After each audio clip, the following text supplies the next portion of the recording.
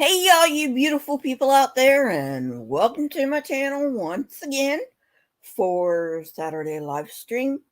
There is no comment of the week this week, but I do have a few channel announcements. Number one, if you have not voted, to my fellow Americans, go out and vote. This may be our last chance to save our democracy. So vote, vote, vote, vote. We have the numbers. We just need to get people out there to vote. And if you are living in one of those states where people are trying to intimidate voters, just be assured that they are pulling this shit because they are running scared. They are afraid of the power of the people. That's why they're doing it. They are afraid.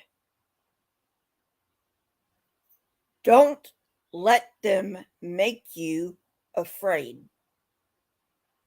Go out, do your duty, and vote. That's the first channel announcement. We have until Tuesday, folks. So get out there. Tell your friends to vote. Encourage people you see in the shopping center to vote. Whatever you got to do, get the vote out. All right. Second channel announcement. You may have noticed that my Twitter is gone from my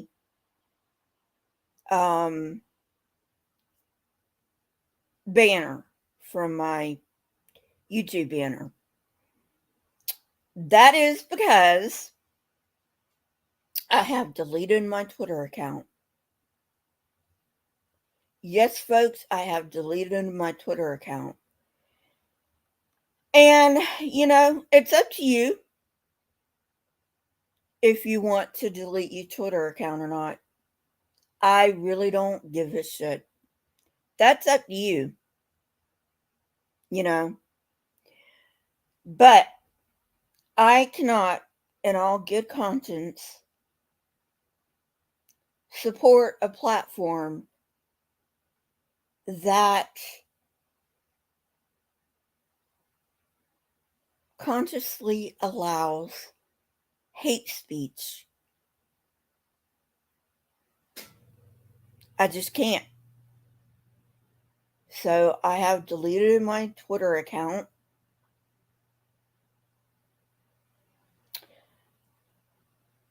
So, right now, about the only way you can get hold of me is through my email. At any rate, all right. So, those are all the channel announcements I have. And so let's get on to the topic of the day, which is making fun of the Bible. And for the Jews, I am making fun of the interpretation of the Bible I grew up with, which is probably far different than the Jewish interpretation. So I just wanted to get that out there. I know sometimes I forget to say that, and I really should say that every Saturday live stream, which I don't, but at any rate. Alrighty, let's go. Second Chronicles 22 to 24.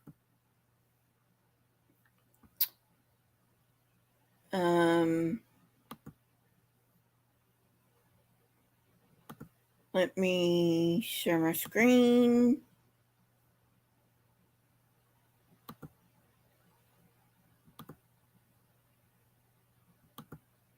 Alrighty.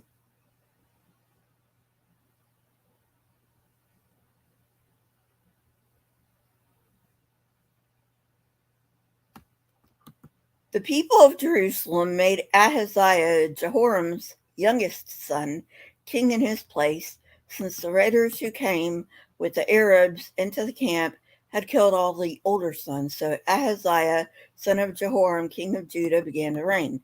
Ahaziah was 22 years old when he became king, and he reigned in Jerusalem 1 year. His mother's name was Athaliah, a granddaughter of Omri. He too followed the ways of the house of Ahab, for his mother encouraged him to act wickedly. He did evil in the sight of the Lord, as the house of Ahab had done, for after his father's death they became his advisers to his undoing. He also followed their counsel when he went with Joram, son of Ahab, king of Israel, to wage war against Hazael, king of Aram. Remember, Aram is another name for Syria. At Ramoth-Gilead, the Arameans wounded Joram, so he returned to Jezreel to recover from the wounds they had inflicted on him at Ramoth in his battle with Hazael, king of Aram. Sorry about that.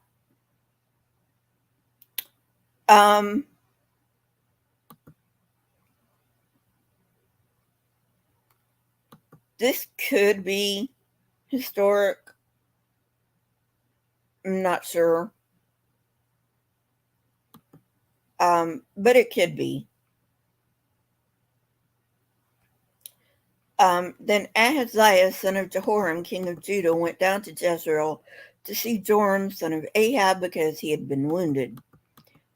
Through Ahaziah's visit to Joram, God brought about Ahaziah's downfall. When Ahaziah arrived, he went out with Joram to meet Jehu, son of Nimshi, whom the Lord had anointed to destroy the house of Ahab. While Jehu was executing judgment on the house of Ahab, he found the officials of Judah and the sons of Ahaziah's relatives who had been attending Ahaziah, and he killed them. He then went in search of Ahaziah, and his men captured him while he was hiding in Samaria. He was brought to Jehu and put to death. They buried him, for they said he was the son of Jehoshaphat, who sought the Lord with all his heart. So there was no one in the house of Ahaziah powerful enough to retain the kingdom. Yeah, these people are really godly. You can tell that because they like killing people. Yeah, I can see that. I mean, God likes killing people too, so I mean, we're assuming God is, you know, real, but you know, assuming God does the realsies, which I don't, but that's for another discussion. Um, yeah, he's a sick son of a bitch. And nope, I'm not sorry about that. So, you know, you Christians, attack me all you want. But your God is one sick son of a bitch. All right, moving on.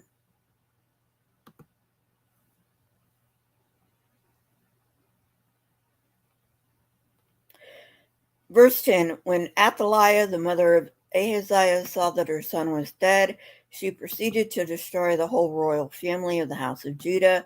But Jehosheba, the daughter of King Jehoram, took Joash, son of Ahaziah, and stole him away from among the royal princes who were about to be murdered, and put him and his nurse in a bedroom, because Jehosheba, the daughter of King Jehoram and wife of the priest of Jehoiada, was Ahaziah's sister. She hid the child from Athaliah so she could not kill him. He remained hidden with them at the temple of God for 6 years while Athaliah ruled the land. Chapter 23. In the 7th year, Jehoiada showed his strength. I could make a sex joke on that, but, I won't.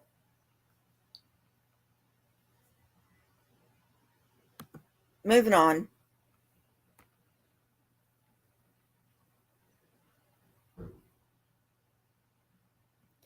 He made a covenant with the commanders of units of 100, Azariah, son of Jehoram, Ishmael, son of Jehohanan, Azariah, son of Obed, Messiah, son of Adiah, and Elishaphat, son of Zikri. They went throughout Judah and gathered the Levites and heads of Israelite families from all the towns. When they came to Jerusalem, the whole assembly made a covenant with the king at the temple of God. Jehoiada said to them, the king's son shall reign as the Lord promised concerning the descendants of David. Now this is what you are to do. A third of you priests and Levites are going on duty on the Sabbath, are to keep the watch at the doors, a third of you at the royal palace, and a third at the foundation gate, and all the others are to be in the courtyards of the temple of the Lord. No one is to enter the temple of the Lord except the priests and Levites on duty. They may enter because they are consecrated, but all the others are to observe the Lord's command not to enter. The Levites are to station themselves around the king, each with weapon in hand. Anyone who enters the temple is to be put to death. Stay close to the king wherever he goes. The Levites and all the men of Judah did just as Jehoiada the priest ordered. Each one took his men, those who were going on duty on the Sabbath and those who were going off duty, for Jehoiada the priest had not released any of the divisions. Then he gave the commanders of units of 100 the spears and the large and small shields that had belonged to King David and that were in the temple of God. Somehow that doesn't ring true to me. Somehow I think maybe the weapons of war, quote unquote, in the temple of God were more decorative than anything else, but I could be wrong. Verse 10. He stationed all the men, each with his weapon in his hand, round the king, near the altar and the temple, from the south side to the north side of the temple. Jehoiada and his sons brought out the king's son and put the crown on him. They presented him with a copy of the covenant and proclaimed him king. They anointed him and shouted, "Long live the king." When Athaliah heard the noise of the people running and cheering the king, she went to them at the temple of the Lord. She looked, and there was the king standing by his pillar at the entrance. The officers and trumpeters were beside the king, and all the people of the land were rejoicing and blowing trumpets, and musicians with their instruments were leading the praises. Then Athaliah tore her robes and shouted, "Treason, treason."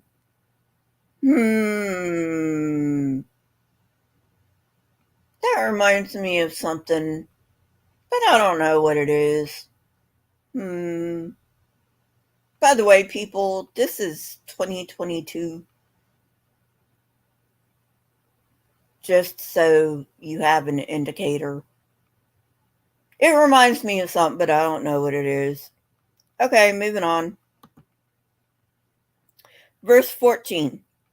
Jehoiada the priest sent out the commanders of units of 100 who were in charge of the troops and said to them, "Bring her out between the ranks and put to the sword anyone who follows her." For the priest had said, "Do not put her to death at the temple of the Lord." So they seized her as she reached the entrance of the house gate on the palace grounds, and they put her to death. Jehoiada then made a covenant that he, the people, and the king would be the Lord's people. All the people went to the temple of Baal and tore it down. They smashed the altars and idols and killed Mattan, priest of Baal, in front of the altars. Then Jehoiada placed the oversight of the temple of the Lord in the hands of the Levitical priests to whom David had made assignments in the temple to present the burnt offerings of the Lord, as written in the law of Moses, with rejoicing and singing as David had ordered. He also stationed gatekeepers at the gates of the Lord's temple so that no one who is in any way unclean may enter. How do they know they're unclean? I mean, unless, of course, they've got something like leprosy, which is obvious. But seriously, how do they know they're unclean? You know, it doesn't make any sense, especially considering that women on their periods were considered unclean.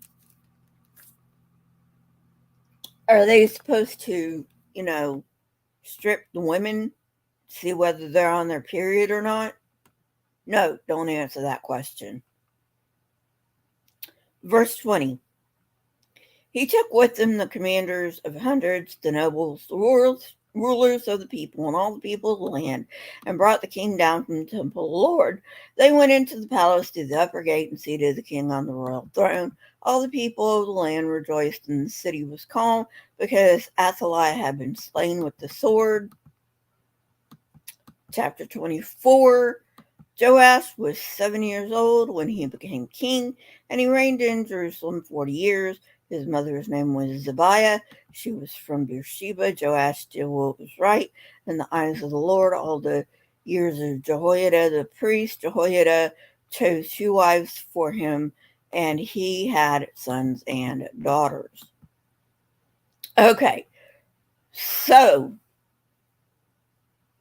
before I get into the rest of this is the first time in real history, okay, that we can definitively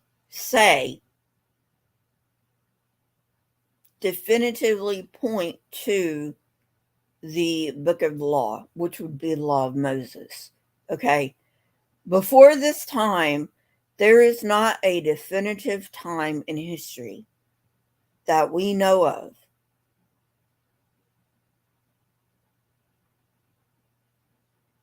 where we can find the book of the law. That's awfully convenient, don't you think? Verse 4. Sometime later, Joash decided to restore the temple of the Lord. He called together the priests and Levites and said to them, "Go to the towns of Judah and collect the money due annually from all Israel to repair the temple of your God. Do it now." But the Levites did not act at once. Therefore the king summoned Jehoiada, the chief priest, and said to him, "Why haven't you required the Levites to bring in from Judah and Jerusalem the tax imposed by Moses, servant of the Lord, and by the assembly of Israel for the tent of the covenant law?" Now the sons of that wicked woman Athaliah had broken into the temple of God and had used even its sacred objects for the Baals. At the king's command, a chest was made and placed outside at the gate of the temple of the Lord. A proclamation was then issued in Judah and Jerusalem that they should bring to the Lord the tax that Moses, the servant of the Lord, had required of Israel in the wilderness. All the officials and all the people brought their contributions gladly, dropping them into the chest until it was full. Whenever the chest was brought in by the Levites to the king's officials, and they saw there was a large amount of money, the royal secretary and the officers of the chief priest would come and empty the chest and carry it back out to its place. They did this regularly and collected a great amount of money. The king and Jehoiada gave it to those who carried out the work required for the temple of the Lord. They hired masons and carpenters to restore the Lord's temple, and also workers in iron and bronze to repair the temple. The men in charge of the work were diligent, and the repairs progressed under them. They rebuilt the temple of God according to its original design and reinforced it When they had finished, they brought the rest of the money to the king and Jehoiada, and with it were made the articles for the Lord's temple, articles for service, and for the burnt offerings, and also dishes and other objects of gold and silver. As long as Jehoiada lived, burnt offerings were presented continuously in the temple of the Lord. Now Jehoiada was old and full of years, and he died at the age of 130. He was buried with the kings in the city of David because of the good he had done in Israel for God and his temple. After the death of Jehoiada, the officials of Judah came and paid homage to the king, and he listened to them. They abandoned the temple of the Lord, the God of their ancestors, and worshipped Asherah poles and idols. Because of their guilt, God's anger came on Judah and Jerusalem, although the Lord sent prophets to the people to bring them back to him, and though they testified against him, they would not listen. Oh, yeah, and he's so slow to anger, and he's so patient that anytime someone does the least bit of, you know, um, a little bit of questioning him, he just goes off on a rampage. And he's so patient. Sure, right. All right, moving on. Verse 20. Then the Spirit of God came on Zechariah, son of Jehoiada the priest. He stood before the people and said, This is what God says. You know they're being honest when they say, This is what God says. Gee, I wonder why God just doesn't talk to the people himself. Why does he need a priest? Awfully funny, don't you think? I mean, certainly, if God is all powerful, he can talk to the people, right? He can talk to everybody. Yo, what's wrong with you people? I'm gonna slap you upside the head if you don't listen to me. So, why does he need a go between again? All right. Why do you disobey the Lord's command? You will not prosper because you have forsaken the Lord. He has forsaken you. But they plotted against him, and by order of the king, they stoned him to death in the courtyard of the Lord's temple. King Joash did not remember the kindness Zechariah's father Jehoiada had showed him, but killed his son, who said, as he lay dying, May the Lord see this and call you to account. At the turn of the year, the army of Aram marched against Joash, invaded Judah and Jerusalem, and killed all the leaders of the people. They sent all the plunder to their king in Damascus. Although the Aramean army had come with only a few men, the Lord delivered into their hands a much larger army, because Judah had forsaken the Lord, the God of their ancestors. Judgment was executed on Joash. When the Arameans withdrew, they left Joash severely wounded. His officials conspired against him for murdering the son of Jehoiada, the priest, and they killed him in bed. So he died and was buried in the city of David, but not in tombs of the kings. Those who conspired against him were Zabad, son of Shimeath, an Ammonite woman, and Jehozabad, son of Shimrith, a Moabite woman. The account of his sons, the many prophecies about him, and the record of the restoration of the temple of God are written in the annotations of the book of the Kings, and Amaziah, his son, succeeded him as king.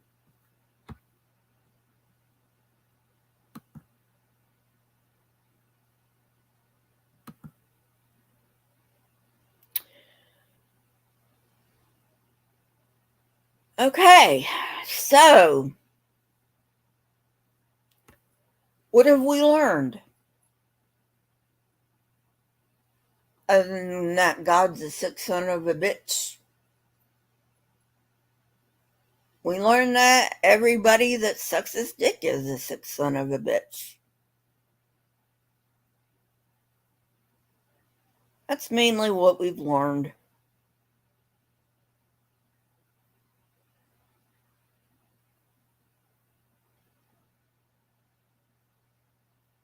You know, it's funny that the Christians tell us we don't believe in God because we want to sin. For any of you Christians listening out there, we don't believe in the concept of sin. So why would we not believe in God, which we truly do not believe there is a God? Not all of us believe firmly that there is no God, but we believe that there is not enough evidence to prove a God. Okay? All right. So, why would those of us who think there's not enough evidence to prove a God, and even if there was, there's certainly not enough evidence to prove it's your God, to quote unquote commit sin, which is a concept we don't even, you know, fathom. We don't buy into the concept of sin. Okay? We don't.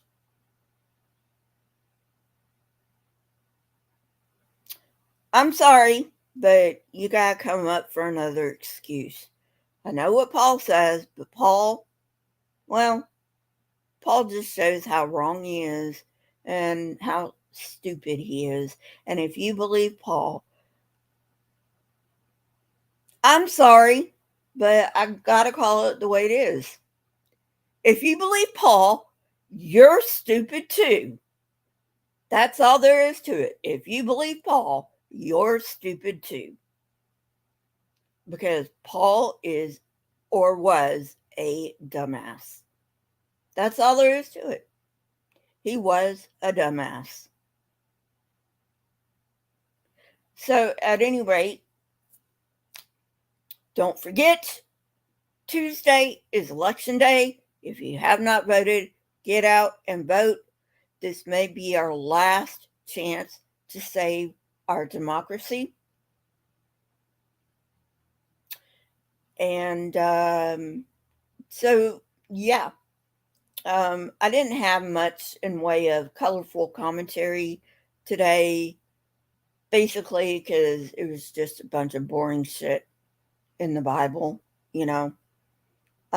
Which, to be fair, the Bible is kind of boring, but was even more boring, you know. So, anyway, have a good day, everyone, and I will see you later. And like I said, don't forget to vote. My fellow Americans, this may be our last chance to save democracy. So if you don't want the F word, and I'm not going to say what the F word is, okay, but it is um, linked with 88. Okay, if you don't know who 88 is, look it up. Hey, Trusty, if you don't know who 88 is, look it up. Okay, the F word is associated with um, 88. Okay, um, so get out there and vote. Get out and vote. Anyway, have fun. I may come on later on today. Dunno. It's up in the air. And sorry I haven't been on lately. I've just been busy with some other things. So, at any rate, see you guys later. And again, I may be on again later on today. Who knows? But yeah. So, um,